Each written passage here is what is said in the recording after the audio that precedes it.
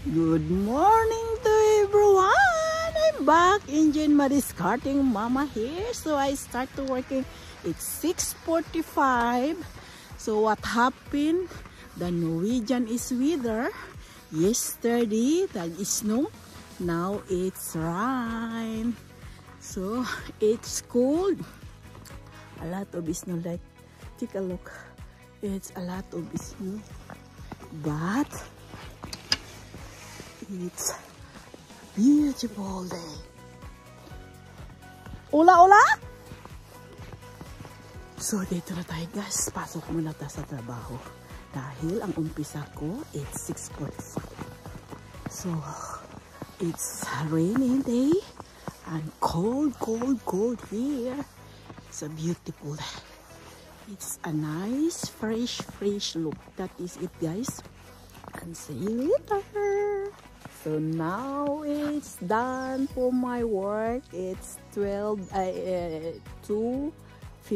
I done. So I'm going back home. Now that is snow gone. So this is the weather now after snow this morning. So this is it. So I'm going to drive home and take a little bit relax and making dinner for me and my husband. So this is my car guys.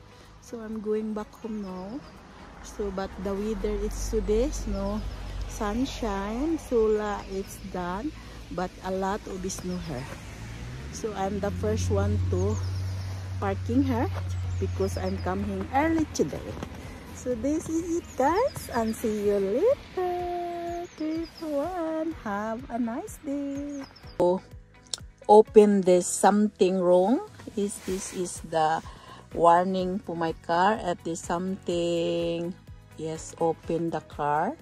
So beside in my car, so open the door. So that is the warning. At that is the took the camera of my cars, but no problem. So this is it. So driving home yan.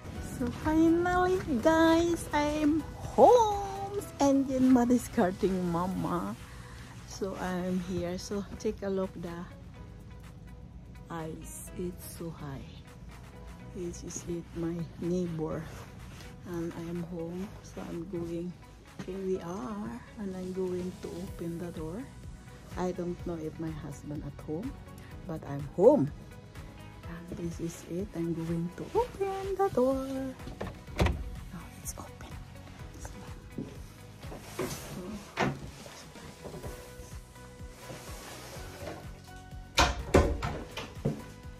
So here we are.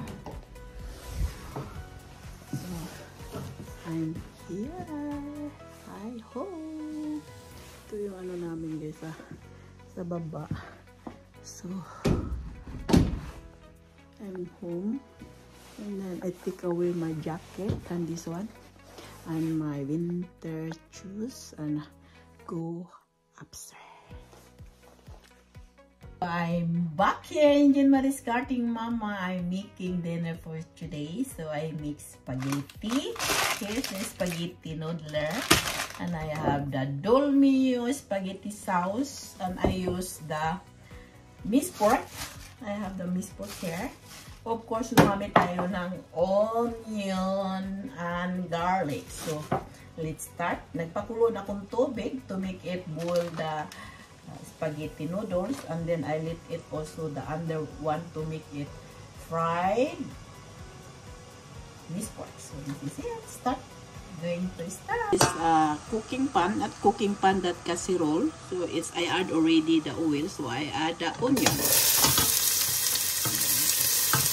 Let it to brown this one. Going to add the pork. Napaka-simple ito guys na spaghetti. And let it to fry this one. Mag-add lang tayong salt. So it's easy and madalian.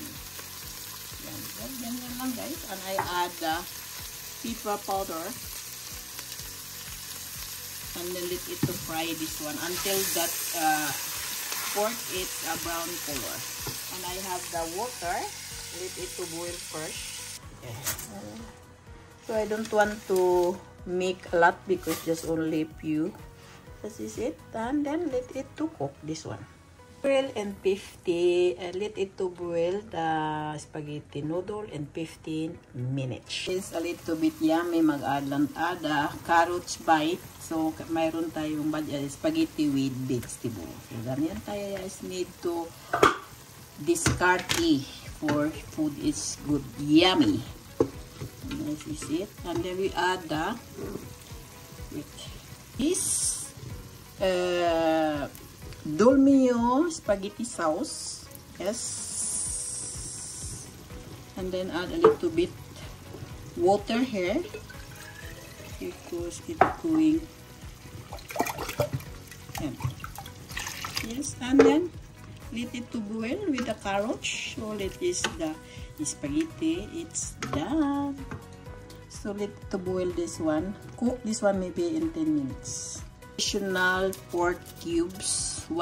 This one. Add a little bit chili powder. So I like chili powder. And then let it to boil slowly. So that is my spaghetti. In 15 minutes, the spaghetti noodle is done. I-drain to natin and wash in the cold water. So that is it. I wash this is cold water. The spaghetti noodle and drain. Drain this one. Spaghetti noodle. You like that? It's spaghetti. Nilagyan natin siyang sauce. Yes, it is it. With carrots guys. It's yummy.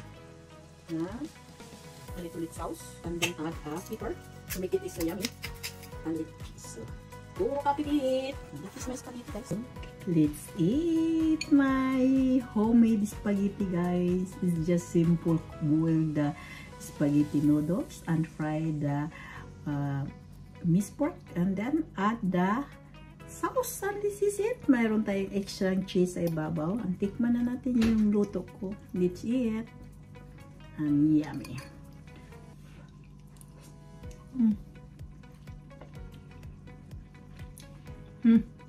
The best. So, let's eat tayo. And sa hindi pa nakapag-subscribe, share, like, and thank you for watching. See you for the next and bye!